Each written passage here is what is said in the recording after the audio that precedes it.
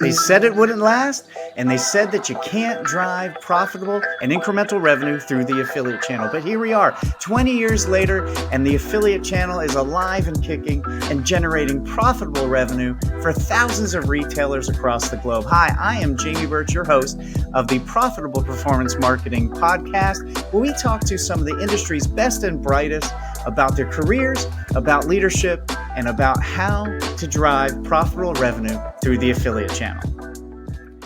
Hey, this is Jamie Birch, your host today, and we have an awesome guest for our very first episode, Adam Weiss. And, if you recognize the name, it's because he's been a face in this industry for almost 20 years. But before we give him an introduction, let me tell you about something we put together for you. If you go to JEBCommerce.com/strategies, you will find a guide we put together on the affiliate marketing strategies to survive and thrive in the current climate. As we are recording this, we are in June 2020. And if you're not familiar, there is a current pandemic going around, and there's a lot of stuff going on. So we put a guide together of 20 items that you need to be doing to make sure your affiliate marketing program and your channel is vibrant and thriving, not just surviving. So let's talk about our guest today, Adam Weiss. I've known Adam for at least 17 years. We're both around the same age. Adam has done a phenomenal job in this space, and you probably know him from his time at Rakuten, formerly Linkshare. He was the general manager there, as well as the senior vice president, the vice president network development, director of network development. Right now, he is the principal of Weiss Digital Consulting, where he works on the publisher side, helping publishers and technology partners in the affiliate marketing space support growth and really develop their strategies for growth and their relationship management efforts within the affiliate marketing channel. Today, Adam and I talk about a whole bunch of stuff from leadership, how to be a good mentor and a mentee, as well as affiliates and advertisers and networks' role in the evolving impression of what affiliate marketing can do. We talk about innovation in the space, and we talk about how to leverage good strategic partners, and we talk a lot about strategy. Adam is a good friend of mine, and I'm really excited to have him as our first guest. So let's get right to our conversation and my conversation with Adam Weiss. All right, Adam, thank you so much for joining me this morning. This is take two of our podcast, and I'm feeling optimistic that this will go through just fine. Welcome to the Profitable Performance Marketing Podcast. You are our very first guest, so thank you for joining us. Thanks for having me, man. I'm excited.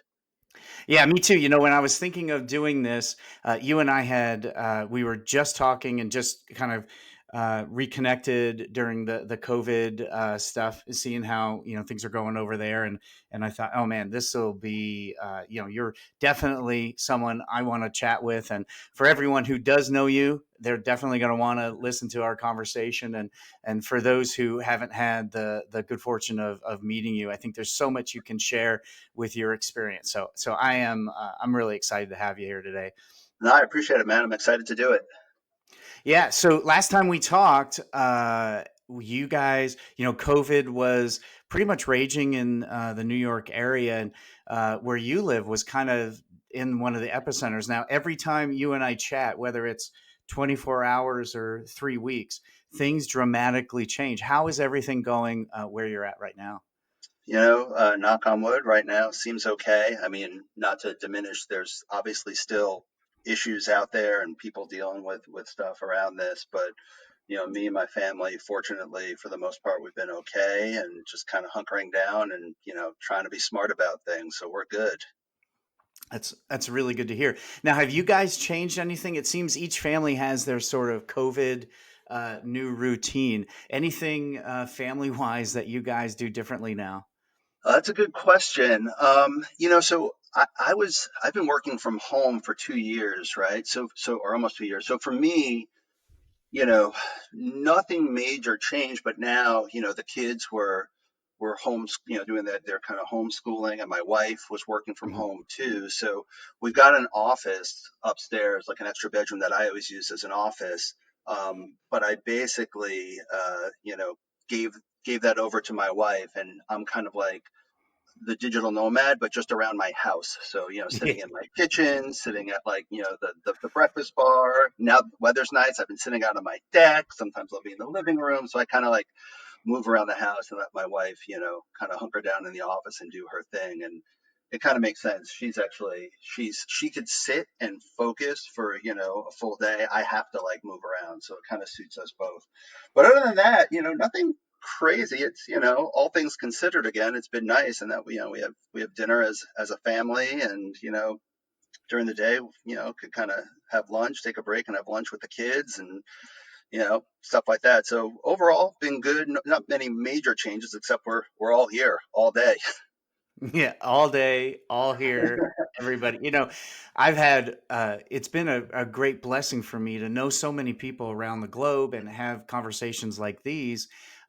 We're fairly isolated in Coeur d'Alene, Idaho, and we Yeah. have 10 acres. So when we quarantined for, I think it was 5 weeks, um, it wasn't nearly the significant issue that it was for my colleagues in the Northeast, especially where you're at, and even Long Island, where quarantining is in a flat, a condo or an apartment, whereas we had 10 acres to run around. So, for us, it wasn't that big a deal. We did find ourselves eating dinner with each other at the table more than maybe we have since all my children were home. Uh, Um, but anyway, so glad to hear everything is good, and you Likewise. guys are healthy. So, talk to me. How did you get from your first job to maybe landing at Linkshare, now Rakuten? What was that journey like?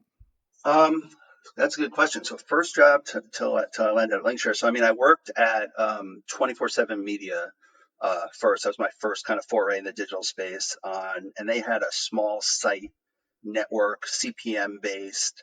And I was there, I think, for about 2.5 years. And then I was at About.com, which a lot of folks might remember. And I think I was there for about a year and a half. And they had a product that was a CPC based contextual targeted product. And that got sold back in 2002, I think, or three, I forget. It got sold to Google. And so I was kind of on the move again. And in my mind at the time, I was still, kind of learning about the space, frankly. And in my mind, I was like, well, I worked in, CPM, and I worked on something that was CPC, and, want to learn a little bit about the CPA space. And there happened to be a job posting, and I'm going to date myself. The job posting was on Craigslist, which, believe it or not, people actually did look at Craigslist for jobs back in the day. Um, and someone who I knew at About knew someone at Linkshare, and the rest was history. Went in for an interview, and boom, boom, boom, landed at Linkshare and was on the publisher team. And that was, man, the end of 2003. Wow, that is so long ago, and I think you and I met right about that same time, I think so, yeah. while I was managing Coldwater Creek, and I so remember at that well. Linkshare, yeah, it was a great time, much different than it is now. Not without turbulence by any means, but yeah, definitely a unique time. What do you see, changing during your time there? Because you started out on the publisher side, right? And you Correct. stayed there. Yeah, so I'm started out on the publisher side. Um, I mean, there've been so many changes over the years, but I think, at a high level, um, I think both of us, right? We saw the maturity and the growth of an entire industry, right? Like, Yeah. it was sort of the Wild West back in the days.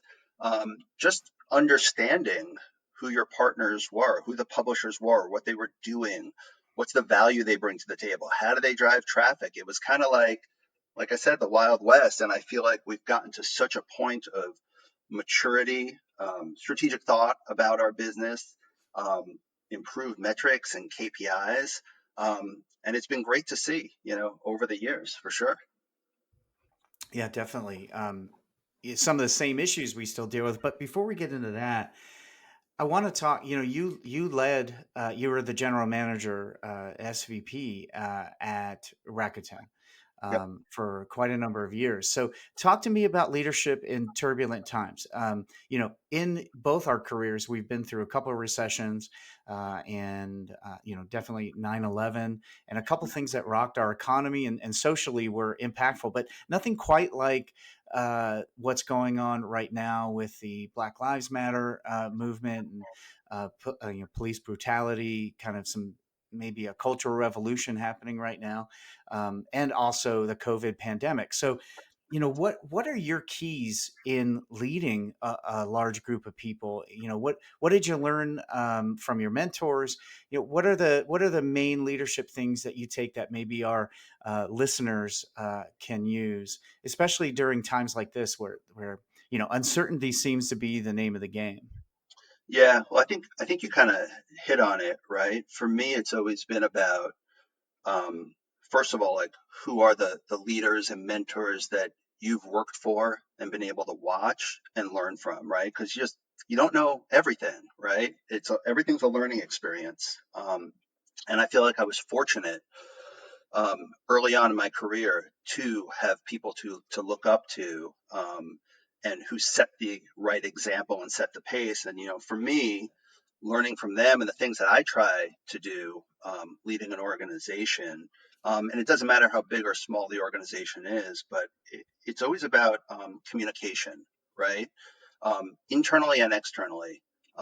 You people want a message one way or the other, right? What's Mhm. happening. And for me, I think back to everything from, like during Hurricane Sandy, here in New York, and dealing with that, right? There were so many issues and potential issues that could come up, and needing to make sure the team was safe and what was happening, from a technology perspective, et cetera. And immediately, you want to round up with your team and let them know what's going on, and set some consistency around that as well. And to me, it's all about creating that stability and trust with your team and with your clients as well. And you're not always going to have all the answers. um, that's where the learning comes in, right? Mhm. But I think it's all about stability, trust, communication, right? Because without that, people get left to their own devices and start wondering what's going Mhm. on. And you know, you know, there's always going to be some level of, internal kind of like, gossiping, and I heard this, and I heard that. But from the top, when you could clearly communicate things that are going on and be honest about what you know and what you don't know, and kind of what the next steps are, I've always felt that that's really served me well. Here's the situation, here's what we're doing, here's what we know now, here's when you're going to hear from us again on the things that we don't know, right? Just keeping Mhm. people updated, and making sure that in a crisis, another thing, for me always has been about, staying calm. And it's not always easy, right? Things happen, Yeah. and but I feel like being calm in a crisis, because people are looking at you, and like what you do, the things you say, the way that you act and react, um, that's going to set the pace. That's going to set the tone. So I always felt like if I'm calm, everyone else will be calm as well. Yeah, it's a really good point. Two things you said there stood out. One, I had to learn that a lesson recently is, you said communicate and then let them know when you're going to talk to them again, when you're going to communicate again. And that's something, especially with, our team has been in the same office, except for, a few employees, but we've all been in the same office. So now when we switched during COVID to working remote, and we made the switch, I don't know how long ago, but quite a long time ago, the team didn't get to see leadership, as often, in the water cooler and Hmm. kitchen and things like that. And so uh, I learned that last bit of let them know when we're going to have this discussion again proved to be really, really vital. And when I didn't do it, it's that phrase, nature abhors a vacuum. People are going to put into that vacuum, what they think and maybe what they've heard, but that information, may not be true. So that was a really big lesson. And then you talk about, being transparent with what you do and what you don't know. How do you walk the line of that transparency with, you, are you worried about sharing too much that you don't know, and how the staff will react to that? I mean, I think it depends on the situation, but I would err on the side of, listen, if you're working for me, if you're part of the team, you're smart, you're capable, and there's trust. So I kind of feel like, I want to tell you as much as I can. And I'll be honest, if it's something that, I think this is what's going to happen.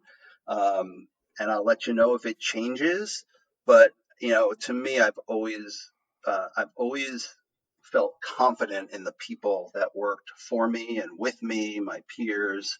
Um, and so there was just that trust there that, I wasn't as concerned. If there was something that truly like was, the jury was still out and we're trying to figure out, what's happening or what's the solution, that's where it's like, all right, we're still looking into it. Don't know yet, but it's coming. We'll get back to you in X number of hours or whatever the case may be. Yeah, definitely. That's great. And you said stabilize, communicate. What was that third thing? Stabilize, communicate, Um, and building, having trust with everyone. I trust. think that's what I said, Yeah, right? I think so. Yeah, we'll go back to the tape later. Right. No, that's fantastic. And I was having a conversation with someone else in the space, and they talked about the importance of like all this stuff happens. It having the right culture is important, and the people you bring in are important. So you talked about you trust your people, Totally. and I've learned over 20 years in this space, 15 years running a business, that who you let in is super important to all of the stuff that happens afterwards, whether it's great times or difficult and challenging times.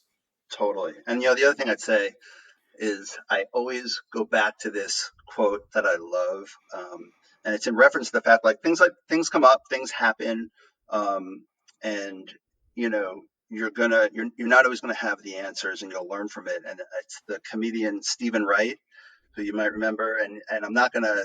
I don't remember it verbatim, but it's essentially what he says is experience is something you get right after you need it. So like when these things happen, I feel like, you know, I'm going to, the things I've already learned in my career and things I know and things I don't know. So I'm going to learn from it now and hopefully, iterate and compound. So the next time, you know, I'm in a better position because I've already dealt with this, but I don't know everything. So hopefully, we're going to try to make some smart, educated decisions on how to handle a particular situation. And if it's wrong, that's okay. We're going to iterate, we're Mhm. going to fix it. And if it's right, now it's in the playbook and we know what to do next time. Yeah, definitely. I love that quote, and that comedian is one of my favorite. Yep. He's I great. think his deadpanning is great. But yeah, that's interesting. Yeah, you always get the you always get experience right after you need it. I felt like that completely during the last 3 months for sure. Um, so one of the things we talked in our prep call was about the unique kind of space where you and I are in. We're the same age. Been doing this for about the same amount of time, but now there's a transition of being mentored and then being the mentor. And you talk a little bit about that because you're seeing that much more in your professional life. Yeah, I mean, I, so I think at a high level, like you always need mentors, and I'm just so lucky to have the people that I do that I know I can turn to ask questions to bounce ideas off of. And these are people who are senior to me career wise and who are my peers Mhm. as well, but just have, different skill sets that I know I could lean on. So I think that should never stop, right? You always want to be learning from people. They're just we work in such a great industry with so many great people. Um, it's amazing that you could turn to folks with such broad expertise, and even folks like who might be your competitors but are more than happy to help, to have a conversation, to give you some insight. I've always really valued that. And then on the flip side, um, it's humbling to me that people have reached out and said, "Hey, I need some business mentorship in my life." And would you be that person? And that's like, that almost takes you for a loop. Like, wow, like I've kind of like, forget everything that I've done, business wise per se, but the fact that someone trusts me with their career, and which drives, like, they've got family and they've got their own kind of stuff going on in their life, and they're looking to me to give them guidance. That's humbling, and I take it really seriously, um, for those reasons. So I think it's important on both sides. I still, like I said, it's great to get guidance from great leaders that I've known, throughout my career, and like I said, my peers. But at the same time, like, so when people come to me, I know what it means. And I just think about it even more broadly beyond, like, hey, should I take this job? Or, Hmm. what do you think of working for this person or whatever? Because it just means so much more than that when they're asking you for that, because there's such a domino effect of implications in their life. So I really do take it seriously. I value it. And like I said, it's humbling to me.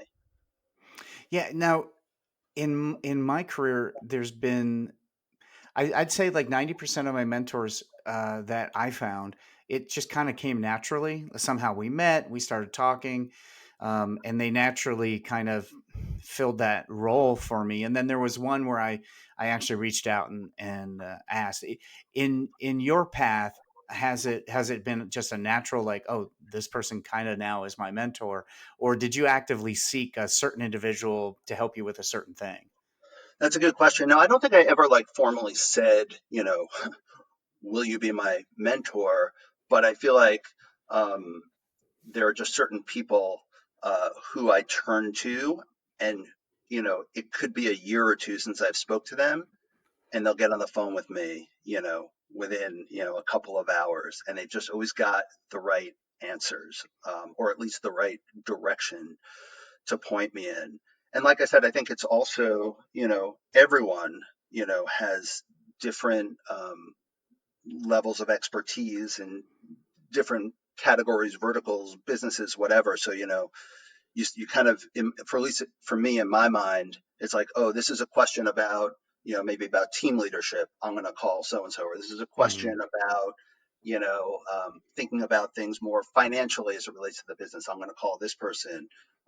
So that's kind of how it's always been for me. I think everyone's different though, and like I said, people have asked me, and I think that's perfectly fine as well. And I'm always happy to do that. Yeah. And now, are there things that, as a mentor, like what can the mentee be doing to make that effective? I'm sorry, you asked what should they do? Yeah, like what are characteristics, or as a mentee, what should you be doing to make that impactful and effective, and to utilize the mentor's time? No, that's a good question. I think at the end of the day, it's like, be honest. Not that they wouldn't, but it's okay to kind of take your guard down when you're talking to someone. Like, there's no judgment, and that's how I'm going to be able to help you best. Like, what are all the things happening? So, I think the common question is around business challenges or career changes, especially. And like I said before, when it comes especially to like career changes, like there's a lot of you know downstream impact to that. So like, what's going on in your life? Like, and just, I think, just being honest. There's no real rules around it. Tell me what's on your mind. Let's talk about it. I'll tell you, my experiences and what I think, and I'll do my best to guide you, to the right answer. I'm not always perfect at it, but do my best to kind of guide you there. And I'll tell you what I know, what I don't know, and if I can, I'll you know introduce you to someone who I think might even be better suited, to help in particular situations as well. So I think at the end of the day, it's just an honest, transparent Hmm. conversation. Um, you know, no need to feel like there's any judgment in any way, shape, or form, because everyone goes through these challenges, whatever it is that they're having. Yeah. Yeah. No, that's fantastic. I had a mentor tell me, and he was maybe 10 years ahead of me in my career. And a few years back, he started talking about the difference between success and significance.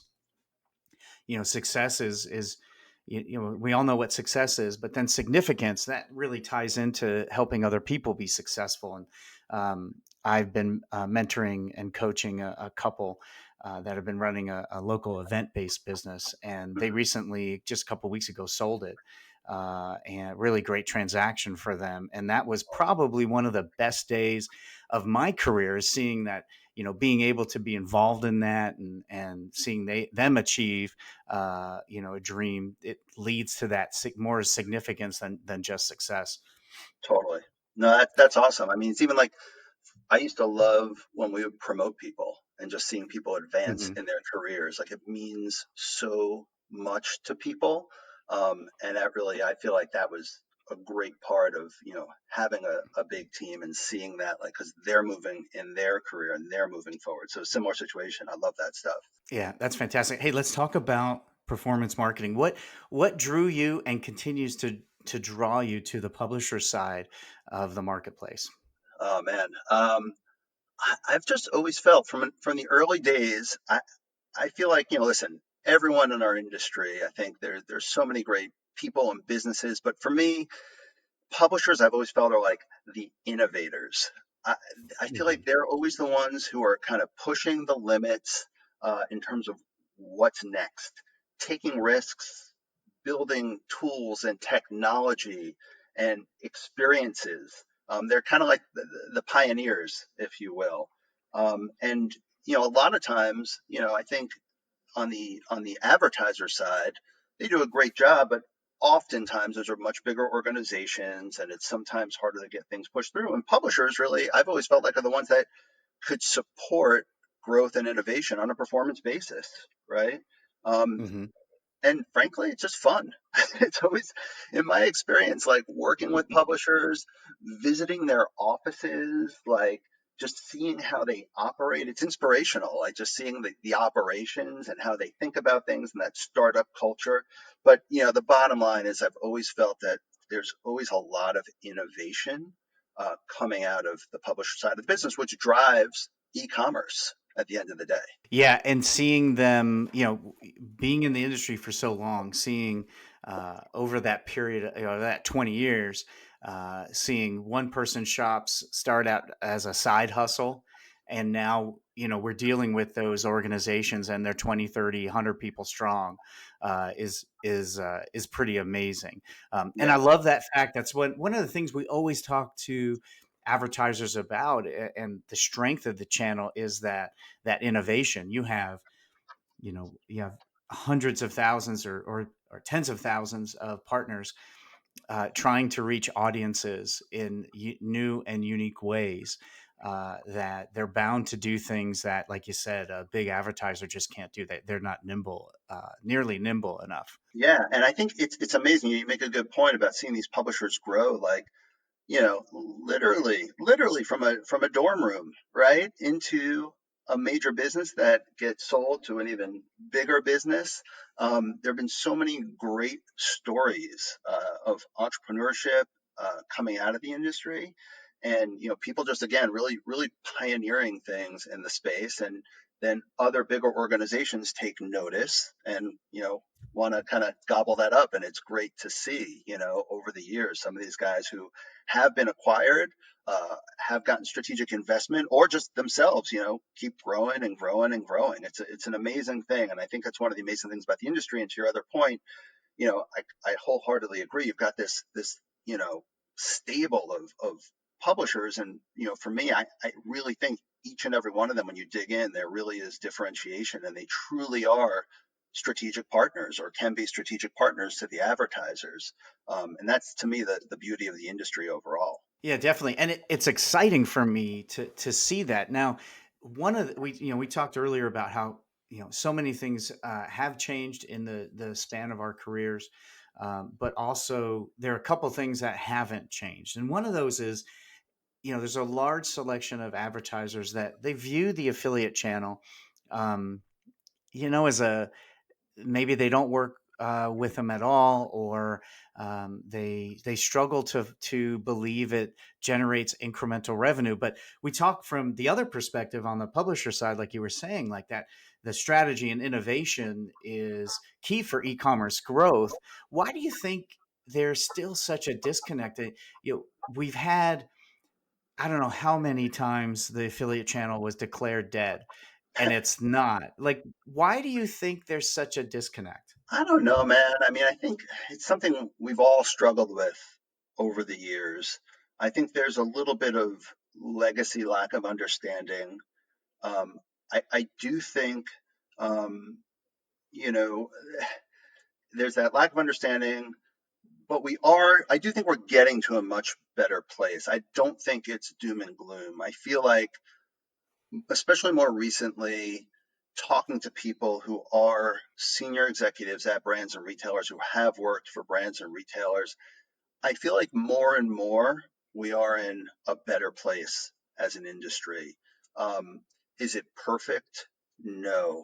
But people are starting to see the value. And if they're questioning the value, at the least, I think we're starting to do a better job of establishing the right KPIs and goals for the channel that allow us to measure. Because I just think you can't bucket the whole channel, right? Like I was Hmm. saying before, Yeah. everyone is a strategic partner. The channel itself, right, is a way to track. It's a way to manage economics.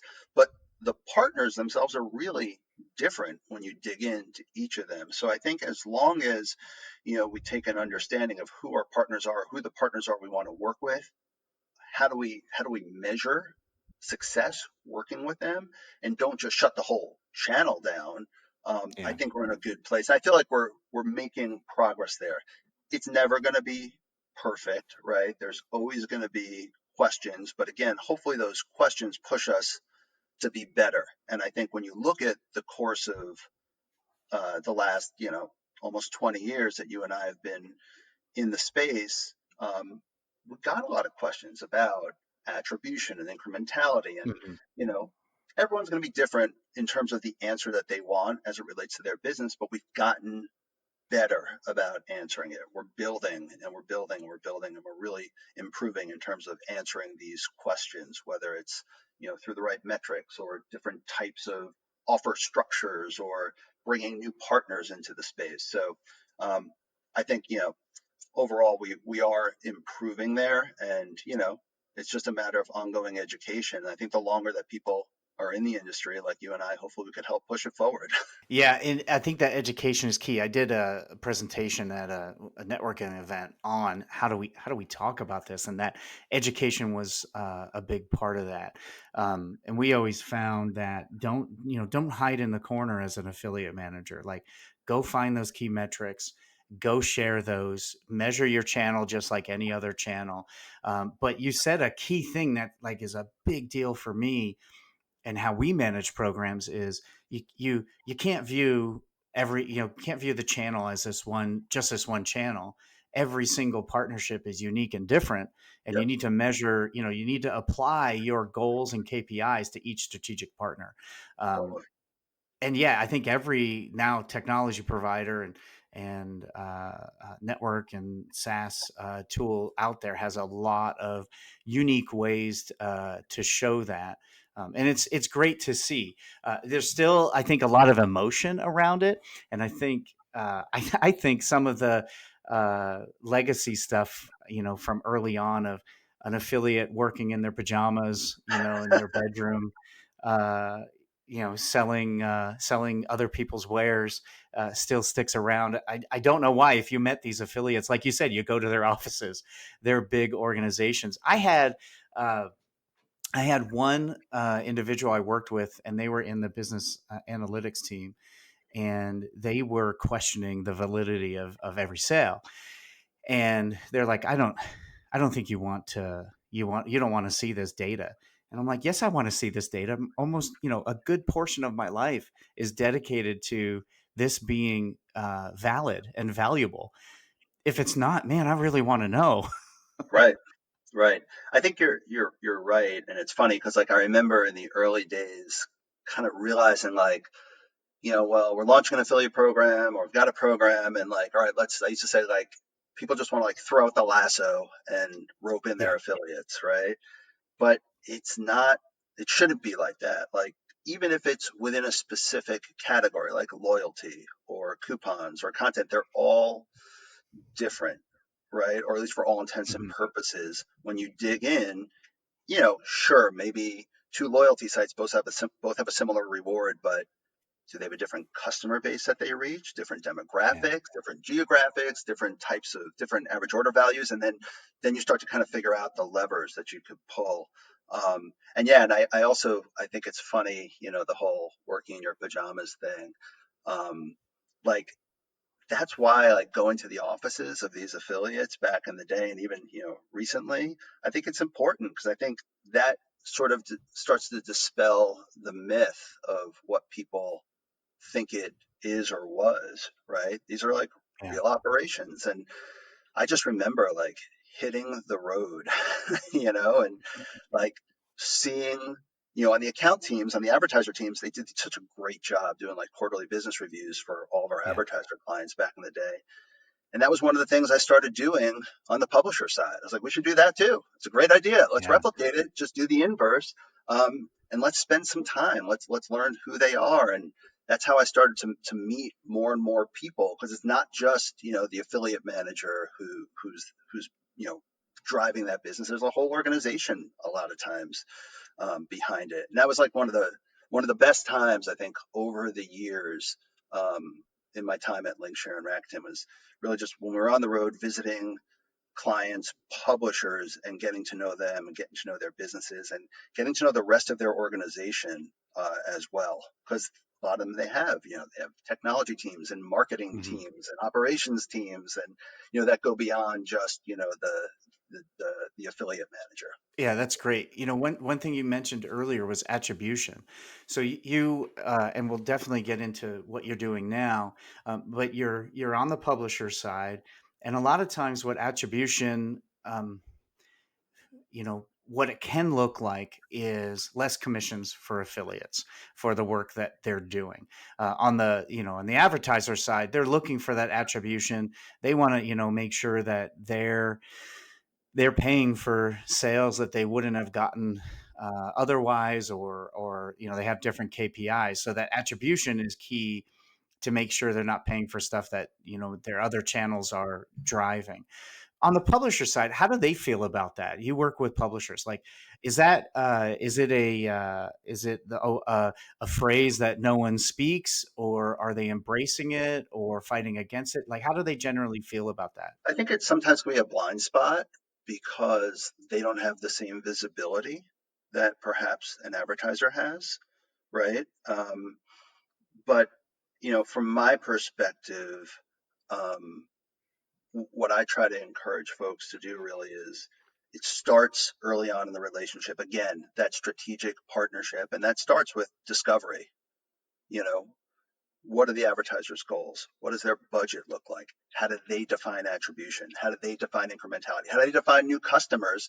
So I could at least do my best as your partner to help you hit whatever those goals are. And I think at the end of the day, that's the most important thing. There's technology out there that will as it grows, people will get more and more transparency, and we've been seeing that. Like I said, though, I think it's a little bit of a blind spot because I just, as a publisher, I can't see what advertiser A, B, or C's, customer funnel looks like, but maybe they'll share it with me if I ask, and each one might be different. A new customer to advertiser one might be defined differently as advertiser two. And I think so it's important to have that conversation. It's important to make sure that this is a mutually beneficial relationship, and that there's a real value exchange. And that starts early on, like I said, discovery, understanding goals, understanding what success looks like, and then measuring to that. And if it doesn't work, you know, what am I going to do to fix it? What can I do to fix it? How can I build upon this? Yeah. Now, when you say blind spot, do you mean that publishers don't really see that this is an issue, or that they can't get they can't get the data that the advertiser has? Yeah, I think it's just not having like quick, immediate access to the data. But I feel like it's coming. It feels like the industry's kind of circling around that. Maybe there's stuff out there already that I'm not aware of, but no, I think they definitely are. It's not a blind spot in that they want to ignore the issue at all. Yeah, yeah. Okay, that makes sense. Thanks for the clarification. I always thought that there would be a tool that comes out that sort of like email, a third party that could compare both email lists, and then you could market to the email lists of your affiliates that haven't been a customer of yours yet. I haven't personally seen anything like that, but I don't know if advertisers want to share that in that arena. But I always thought that would be, if we're talking about strategic partnerships, I would want to basically say to a partner, if say new customers, new to file was a goal, hey, we're going to work with this company, they know all our customers, you compare yours, and let's just highly target the ones that we don't have yet. um, but I've seen that a few times on one-off sort of very custom solutions that were a real pain to get going.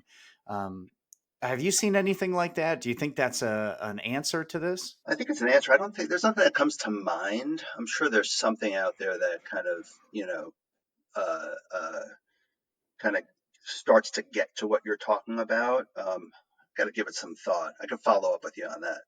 Okay, great. But I think that there is probably sensitivity uh, to having that data exposed, but maybe the way that you do it, the implementation of it, is really where the opportunity lies. But in lieu of that, like I said, I think for your bigger partners, it's all about at least asking the question and understanding, what does this mean to you?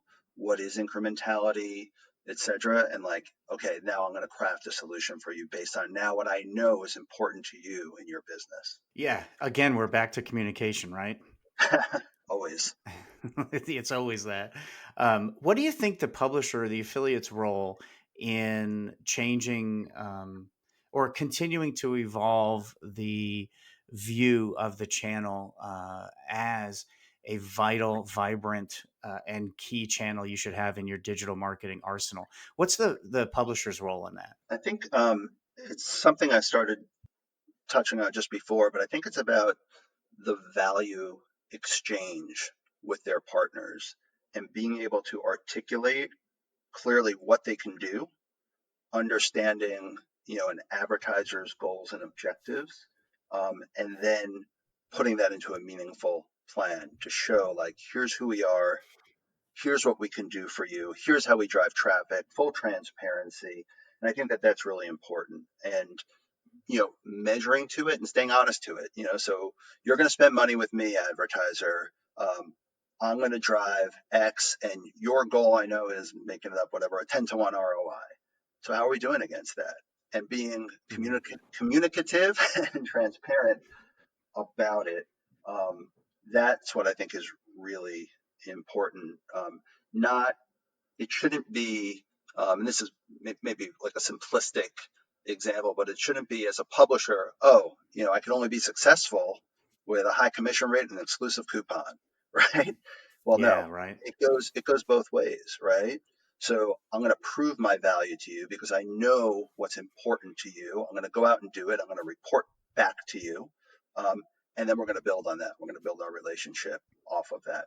So I think that's really important. That shows maturity. That shows maturity in the business. That shows maturity in the channel and the people that you're working with as well. Yeah, and what I've noticed is we have calls with our clients with these affiliates, and they are getting more sophisticated, and that's been really, really nice to see. What do you think the network's role is? It merely more functional technology? Oh, good question. Um, so I'm a little biased, right? Having spent Hmm. so much time at a network. Um, but I think, the network, to me at least, is the kind of the main interchange in our industry. Hmm. And they need to track, report, provide payments in a a quick manner.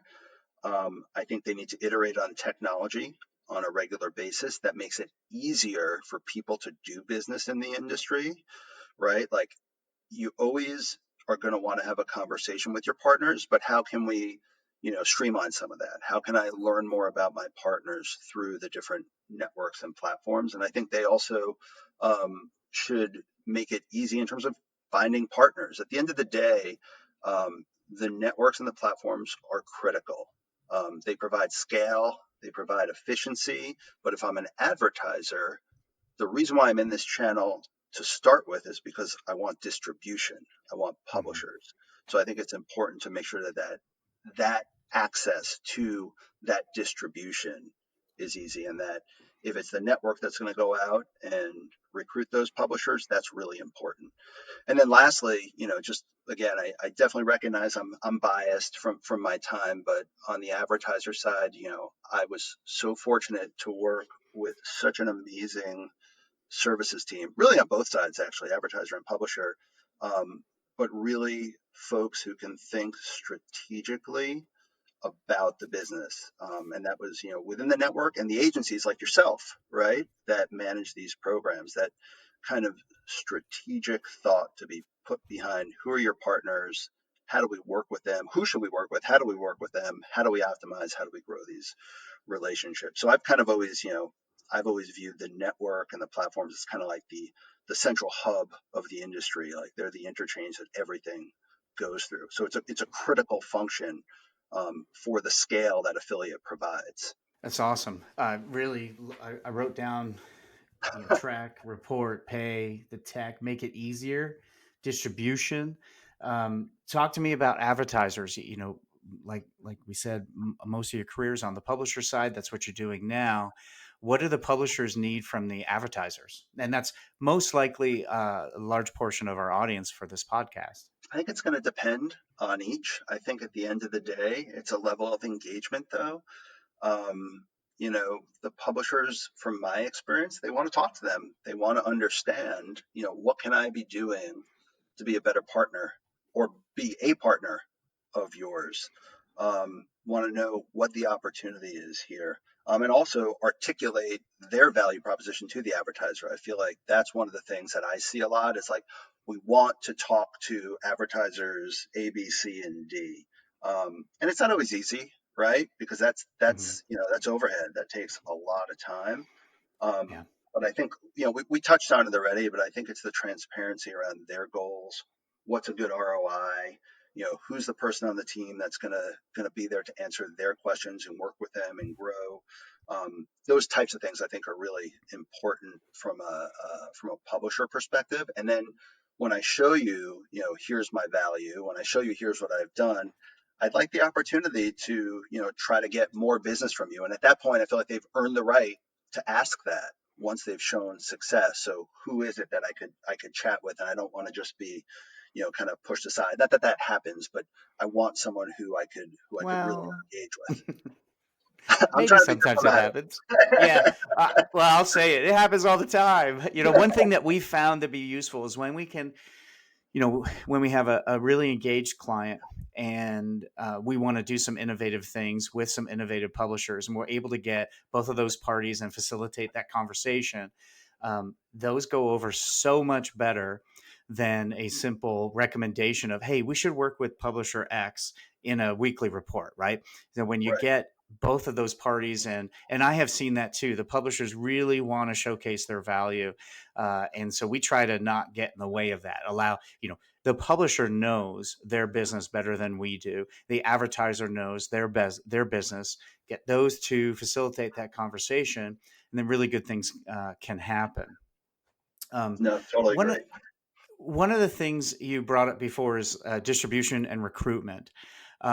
If you're speaking to advertisers listening, what do they need to do in order to be able to recruit the right partner and set that partnership up for success from the first touch point?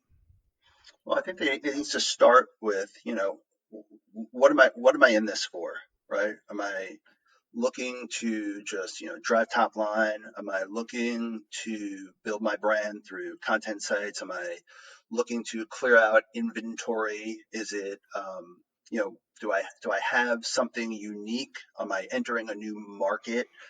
Think about all those things.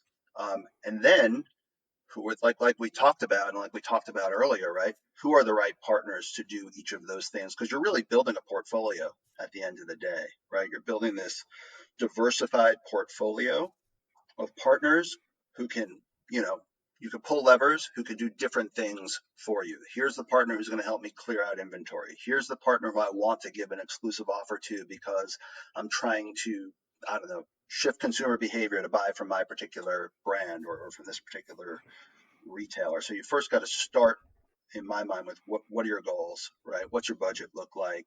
And then what am I measuring to? And then in terms of the distribution, it's leveraging the tools that oftentimes I think come from the networks, the platforms, and even the agencies. And there's some third party technology out there too to help identify those partners. Everyone knows, the big the big publishers who are out there in the loyalty and the coupon Hmm. space, the deal space, and it does take some digging, right?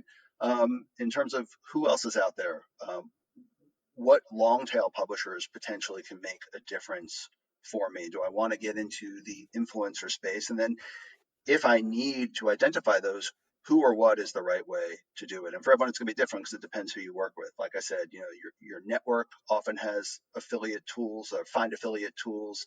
I know some of the platforms offer uh, tools to search for publishers as well. There's third party stuff out there.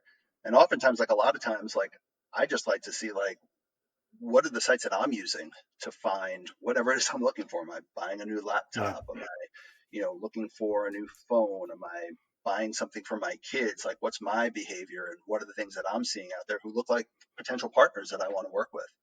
Yeah, and that part is always the more difficult part. I remember back when I started, my first job was search engine guru, and Was I that the title? knew that was the Guru? title.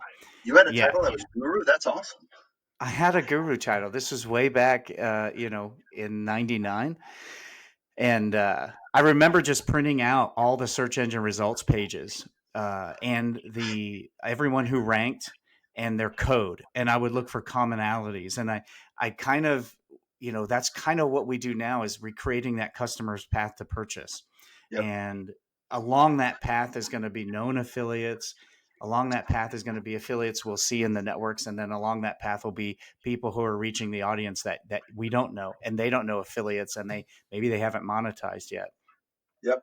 Yep. So so tell me what you're doing now. Tell me, what is Weiss Digital, and what are you doing for publishers? It's not the most creative name, but it's Hey, is JEBCommerce? I get I it. like it. I like JEBCommerce. No, so what I kind of decided to do. This is almost 2 years ago now.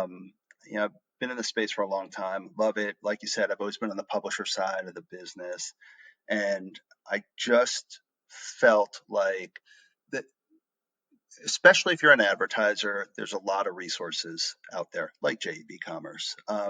But if you're a publisher, I think I felt like the hypothesis was it's a little bit harder to find resources with a level of experience and expertise to help you grow your business, and it could mean a lot of things. So I've really been focused on the publisher side of the business and how I could help with general strategic direction, um, partnership development, and monetization strategy.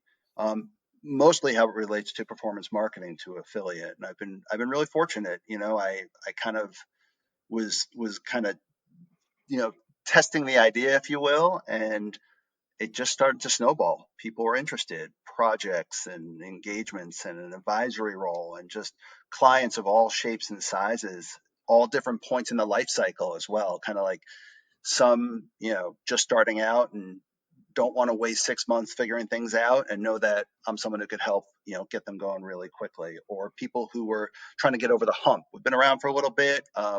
now we're getting to the stage of maturity. What do we need to do um, to kind of get a hold of things, drive revenue growth, articulate our value, positioning in the space, things like that. And then even folks who've been around for a long time, where it's just like, what's next?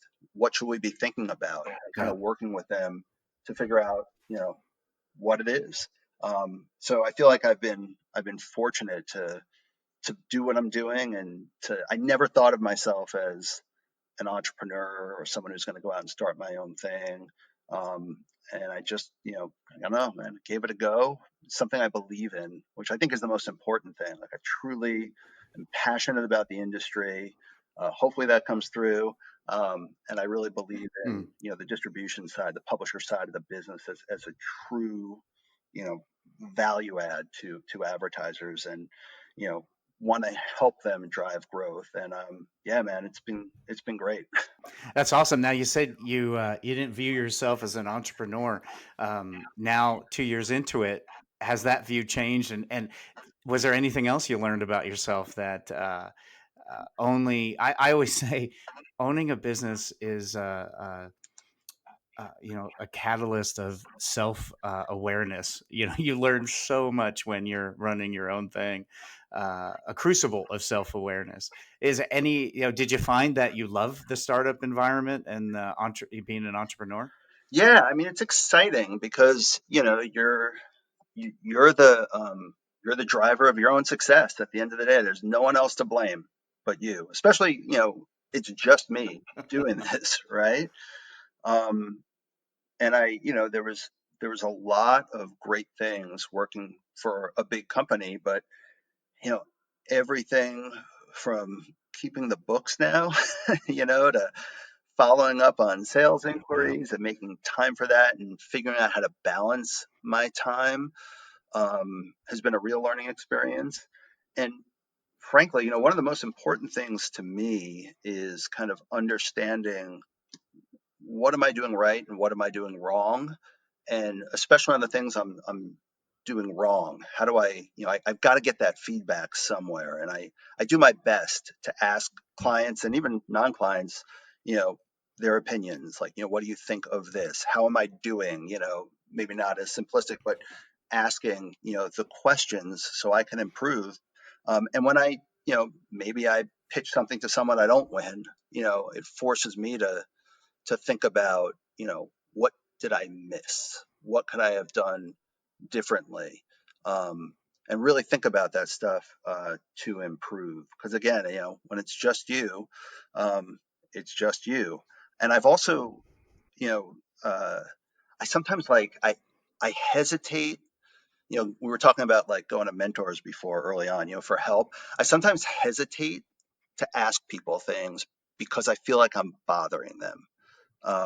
Maybe this Mm. is a little more open book, but like I used to hesitate a lot. I still do. Like, I have a question about this. Like, man, I don't want to bother Jamie. He's got his own business. He's doing a ton of stuff. Like he doesn't want to answer my dumb Yeah. question.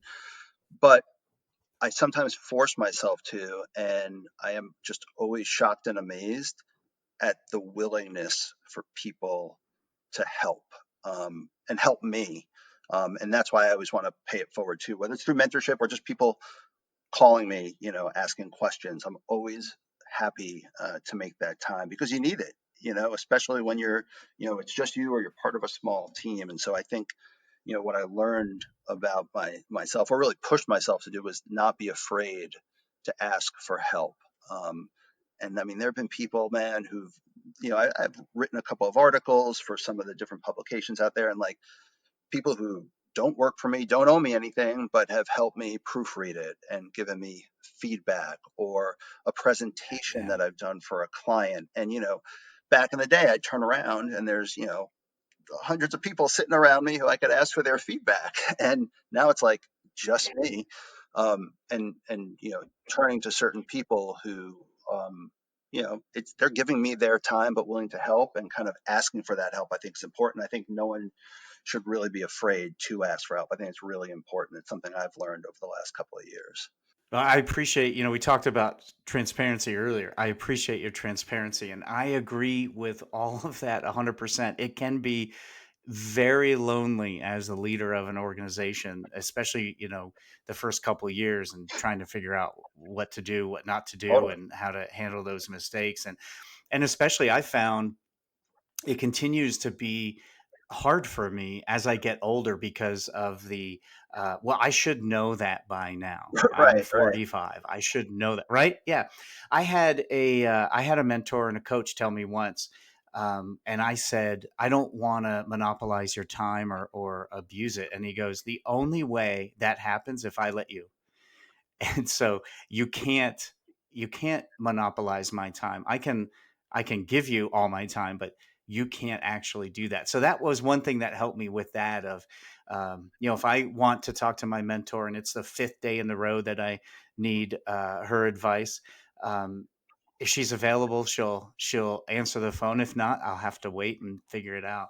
So, but that's a fantastic lesson to learn. I Yeah, appreciate you sharing no, that. absolutely. Um, so, Adam, how can publishers or anyone get a hold of you? By the way, I think if you're listening and you're a publisher and you're trying to figure out how to grow in this specific challenging time, or just in general, if you're listening to this well after COVID is not an issue anymore, call Adam. I can't think of a better, and I'm not just blowing sunshine here. I can't think of a better person to help you with those high strategic issues on growing your publisher side. And I think it's a great niche for you to fill, because there's plenty of people on the advertiser Yeah. side. But I've not seen anyone on that side. So if you're listening and you have a particular problem, or you're just thinking of how to expand and grow and take that next step, I want definitely reach out to Adam. So Adam, how can they find you? How can they contact you? Well, thanks, first of all, Jamie. I really appreciate it, man. That's really nice of you to say. Um, Reach me, got my website, weissdigitalconsulting.com, or my email is adam@weissdigitalconsulting.com. You can find me on LinkedIn. Um, got my I guess connect to me on LinkedIn, my profile or my business, and my phone number's on the site. Give me a call. Don't hesitate. I'm also like, I although we're so like overscheduled nowadays, I almost value when people just pick up the phone and call me out of nowhere. And if I can't talk to you, I'll say, hey, I'll Totally. call you back. So you could call me, shoot me an email, call me, text me, whatever works. Um, Awesome. yeah, happy to connect and chat with folks. Thank you. I think this was a great conversation, and always enjoy when we get to chat. Thank you for being the first guest of my podcast and bearing through technical issues over the last couple of days. I appreciate that. And today it worked. It's still recording, and here we are, just over an Don't hour. jinx it. Don't jinx it. But yeah. Well, thank you. And I really appreciate you spending the time. You gave a whole lot of great things about a lot of different areas. So thank Well, you thank again. you, Jamie. I appreciate you having me. This is awesome. You're one of the good guys in the industry, and just great knowing you, talking to you, and being a part of this. I appreciate you asking me. So thanks for having me. Well, I hope you enjoyed that discussion about all things affiliate marketing. And remember, if you're looking for strategies to survive and thrive right now and during any turbulent times, we want to direct you to JEBCommerce.com/strategies. There you'll be able to download a 19-step guide on strategies and tactics to help you get through what's going on right now, as well as thriving. And you can. So download that guide. We actually threw in a bonus tip. That is from Link Connector as bonus number 20. So please check out that guide at jebcommerce.com/strategies. And remember, if you need any help with your affiliate program, contact us at gethelp@jebcommerce.com, and we would love to sit down with you and help you run a profitable affiliate program.